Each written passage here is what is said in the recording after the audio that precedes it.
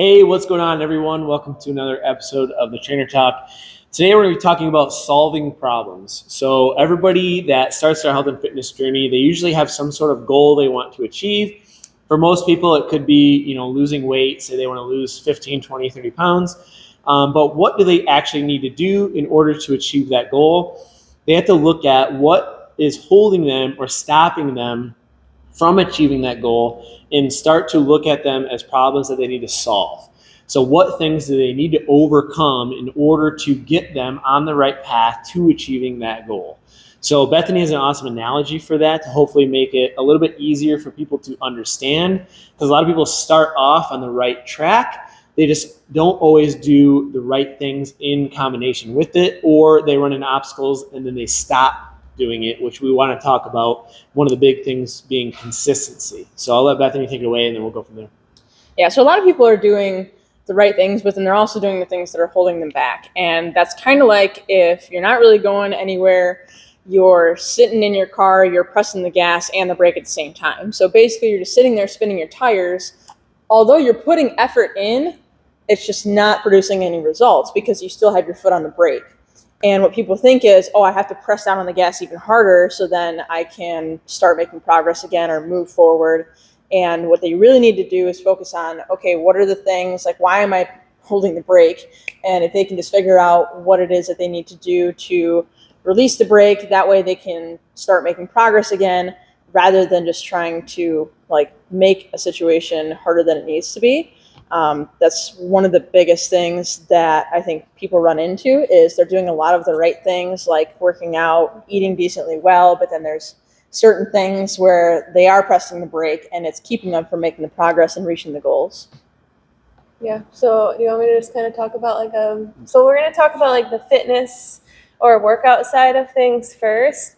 And so I'll just start with a problem that I was talking about with a friend that I was telling them about earlier today. I had someone kind of ask me, her problem was that she's not being consistent in her workouts because they're hard. They're just she's like, I just feel like it's just too hard. I can't finish a workout without wanting to cry or give up.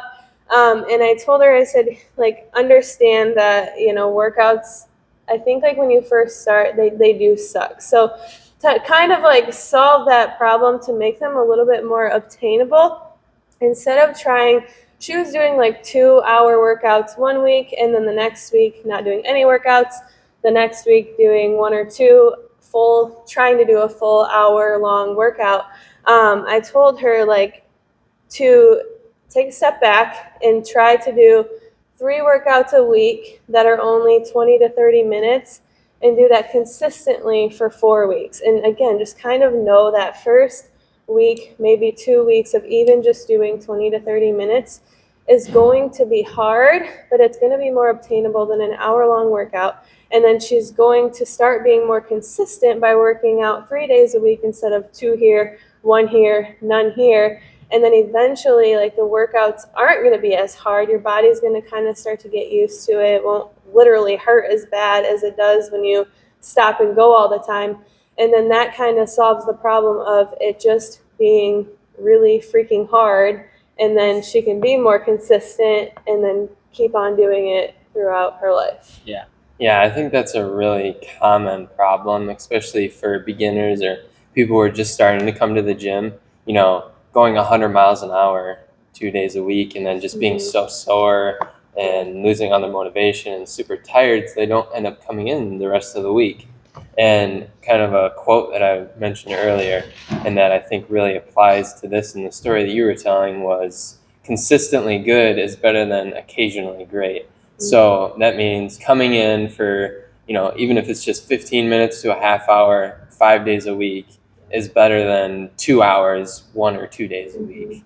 And that's just kind of how I've applied that to my life. Even, if I can't make it in the gym for an hour session, 2 hours, I just cut my sessions back to 15 minutes, 30 minutes. But as long as I'm doing something, it's better than just going in and doing a ton and then burning myself out. Yeah.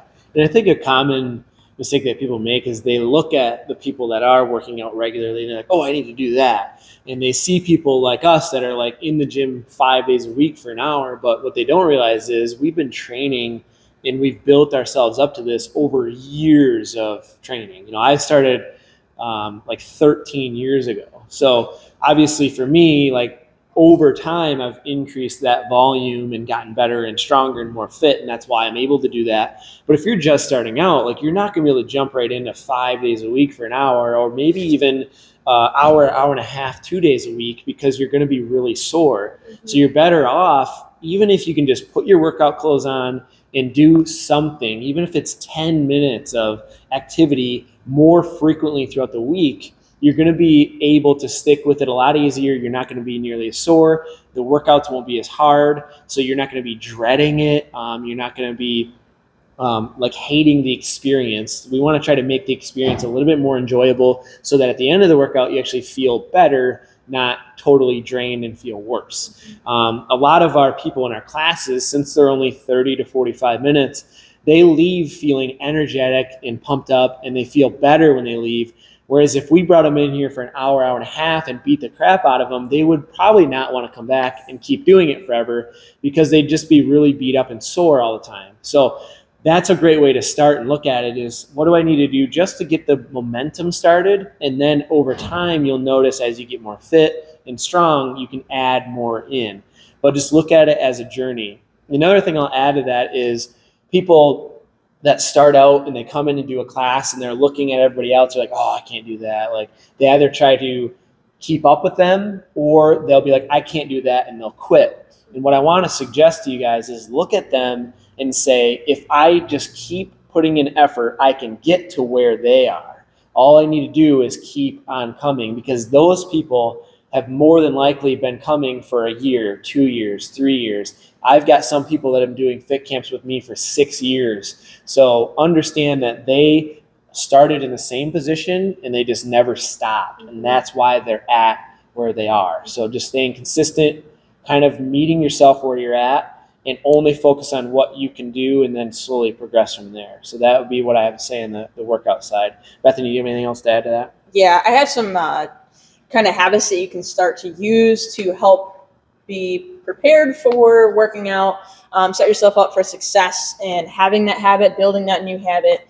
A lot of the times it is like a mental hurdle just to like get yourself to work out. So then making it as easy as possible for you to get started is the best policy or best habit to build. So like if you're going to work out in the morning before work, lay out your workout clothes the night before. If you're going to work out after work, pack a bag and make sure that's ready in, you know, your car or a bag you're going to take with you to work, as far as clothes wise. And then one thing that we have clients do sometimes and that we do ourselves is we drink a pre-workout. And a lot of times we don't want to do the workout until we drink the pre-workout, and then it almost like switches our mind of like, well, I already drank the pre-workout, like we talked about that before, and it kind of gets your mind and your body ready for the workout. You have a more productive workout, and then we also usually have some sort of a post-workout meal or a shake to look forward to afterwards as like a reward. So by having rewards like before and after, it helps to make the reward and or gives the workout more of a rewarding experience, especially like, you know, post-workout meals, man, when you've had a good workout and you're tired and you're kind of hungry, that meal tastes extra good. Or like a protein shake. Some people love having like a little tasty protein shake afterwards, almost like a little treat. And then sometimes we do have a treat after a workout. If it's like we have like competitions or something, we'll get like donuts or ice cream or sometimes both. Not usually both, but just to give that little reward of like, hey, you did a good job, and having that habit stack before and after will really help to build that habit of working out too. Yeah. Just kind of like give you another little analogy on the pre-workout. It's like motivation in a little bottle. Like, you know, you mix it up, you drink it, and then you're like, okay, I gotta go. Yeah. So that is very powerful. It's a good tool. Not only does the powder like help you with the workout, but psychologically it just gets you ready. Kind of like when you wake up in the morning and have your coffee, that's what gets you ready for your day. Pre-workout kind of gets you ready for your workout. So yes. Next one, nutrition. So the biggest thing that we think is a hurdle for people is the environment that people are around. especially if you have the easy to access, super tasty foods that are high in calories. If you eat too many of them, obviously you're going to gain weight, have health issues, that sort of thing. So if we're setting our environment up to have more of those foods or to be an easier access of those, it's going to be harder to achieve your goals. So that could be one thing that's, you're pressing the brakes. If you have, say, chocolate sitting out on your counter, or you have chips that are super easy to access, obviously you can set up your environment so that either it's completely out of the house, or you at least have the good choices easier to access than the bad ones. Mm-hmm. So to make the good choice, make the healthy choice, make sure that you have like meal prep or plan ahead of, okay, I'm going to buy this many fruits and vegetables and I'm going to have them ready in cups, so that way when I look in the fridge, I can just grab it and go. Because everyone's probably done, I'm just going to look in the cupboard and see if I want anything. If you're, sitting at home, relaxing, watching TV, that's kind of something that I've done in the past, of like, you just look in the cupboard, say, oh, this sounds like good for a snack tonight. And if you don't have a healthy option readily available, you're going to lean towards something that's, probably not as healthy for you. So that's kind of my biggest tip as far as the environment and nutrition goes.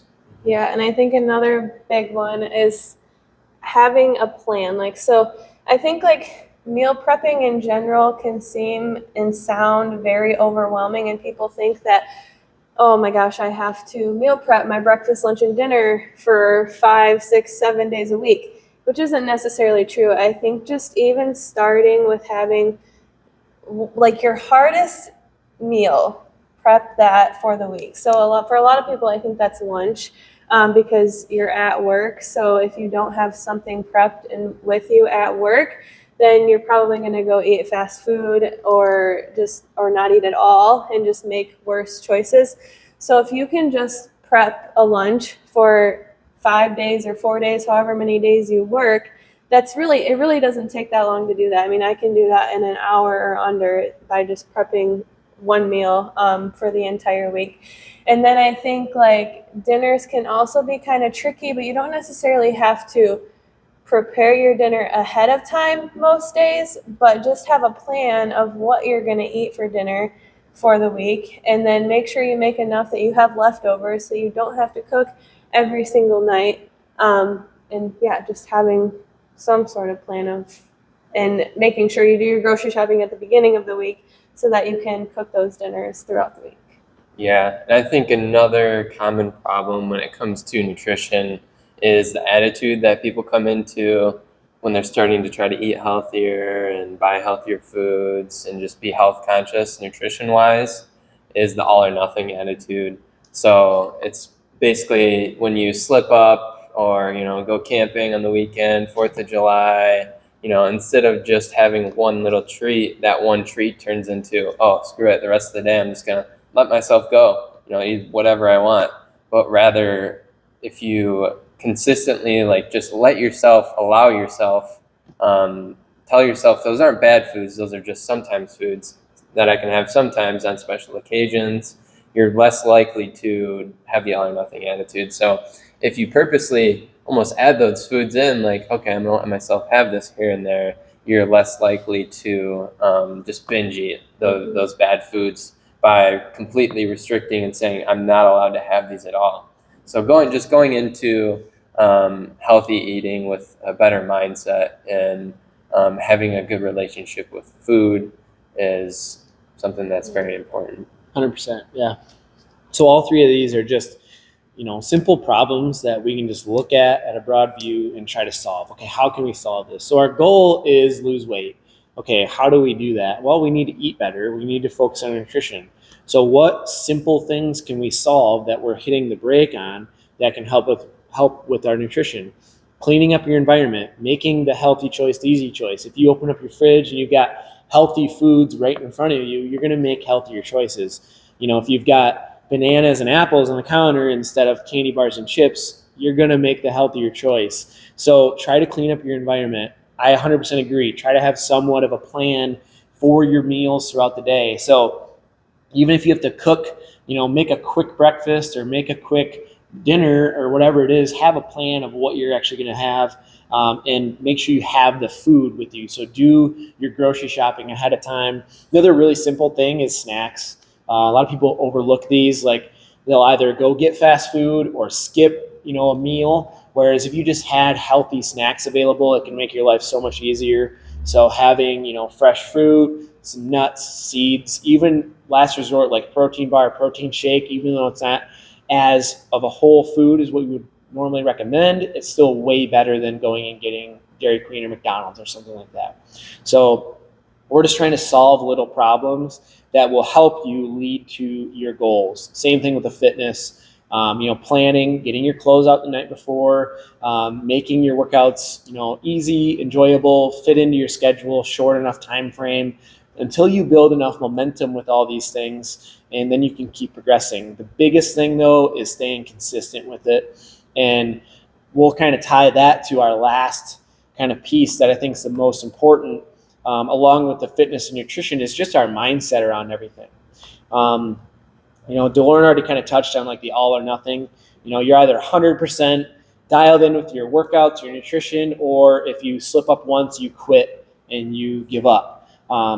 We suggest not doing it that way. I love that 100 calories a day, have whatever you want. If you want 2 cookies, go for it. As long as you're eating good the rest of the day. If you get your 5 workouts in and then you go and do something, whatever you want on the weekend, so be it, but stay consistent with that. And another big thing with the mindset is we want to focus on the little things that we're doing right. I think this is so powerful and everybody overlooks it.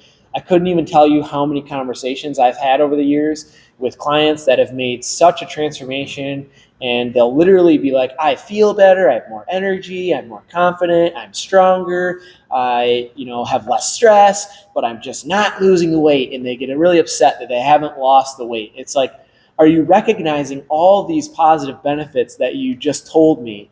They're not focusing on that, they're just focusing on the scale. Whereas I can promise you, if you just focus on the wins and you focus on what you need to do daily, that goal will be a byproduct of those actions. And that's what we're trying to get you guys to understand by solving these little problems, taking the foot off the brake, and while you're hitting the gas, you will get to that goal as a byproduct.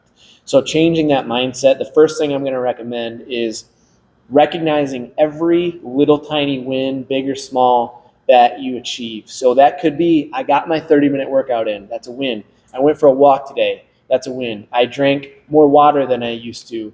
I have 4 glasses instead of 3. That's a win. I prepped my lunches for the week. That's a win. I made, instead of going out to lunch with my coworkers, I had a snack that I brought. That's a win. All those things are wins that are going to inch you toward achieving your goal, and they're just taking your foot off the brake a little bit until all of a sudden it's off, and then you're going and you're achieving your goals. That's my point on mindset. Yeah. And I think a big piece of focusing on wins, tracking your wins, acknowledging them, the more that you focus on something, the more you see. So maybe right now you don't see a ton of wins because you've been just focused on seeing your wins as a byproduct of the scale. And maybe you're just used to that, or used to looking at that as your form of measurement. But once you start to look out for those little wins, you'll start to see more and more as you go of like, wow, I feel so much better energy wise. Like that's a huge win. Or, maybe you notice that your mood's been better and different things like that. And that also comes down with focusing on what you can control. And I think that's a big thing with focusing on solving problems rather than your goals. Like you can't control how fast you're going to get to your goal because there's so many unpredictable things that can happen. Life happens, like we're all people, but we're all a little bit different.